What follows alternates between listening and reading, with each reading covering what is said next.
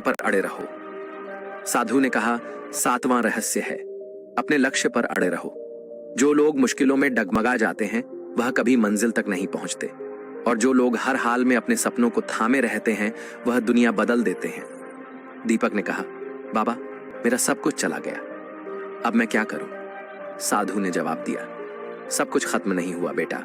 तुम्हारा हौसला, तुम्हारी मेहनत, तुम्हारा अनुभव, यह सब अभी भी तुम्हारे पास है। हार तब होती है जब तुम मन से हार मान लो।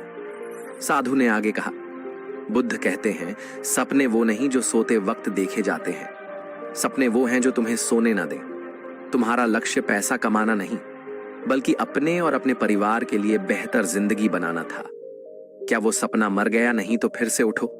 दीपक ने साधु की बात सुनी और अपने आंसू पोंछे। उसने सोचा, शायद बाबा सही हैं, मैं अभी भी हारा नहीं हूं। दिन दीपक ने कमल को बुलाया और कहा, हम फिर से शुरू करेंगे। हरिलाल ने हमें धोखा दिया, लेकिन हमारा हौसला कोई नहीं छीन सकता। कमल ने कहा, भैया, मैं आपके साथ हूं। दीपक ने गांव वालों से थोड़ा उधार लिया और फिर से खेत तैयार किया। इस बार उसने हरिलाल जैसों पर भरोसा नहीं किया। उसने खुद बाजार में जाकर अपने पुराने ग्राहकों से मुलाकात की। उसने कहा, मुझे एक बार फिर मौका दो, मैं आपको निराश नहीं करूंगा। उसकी ईमानदारी देखकर लोग फिर से उसे खरीदने लगे। धीरे धीरे दीपक की कमाई पटरी पर लौटी।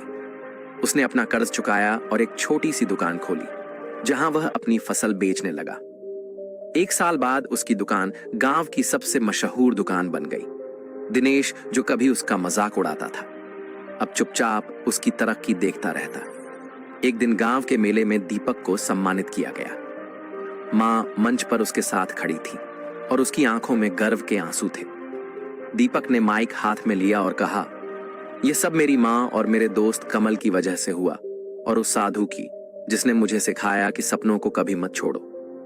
उस रात जब दीपक अपने नए घर की छत पर खड़ा था, उसे लगा कि उसने सचमुच अपने दुश्मनों को हरा दिया, न सिर्फ दिनेश को, बल्कि अपनी कमजोरियों को भी। 7वां रहस्य उसकी जीत का आधार बन गया था। तो आप क्या सोचते हैं? क्या आप अपने लक्ष्य पर अड़े रहते हैं या मुश्किलों में टूट जाते हैं? भगवान बुद्ध कहते हैं, जो अपने सपनों को नहीं छोड़ता, दुनिया उसी के सामने झुकती है।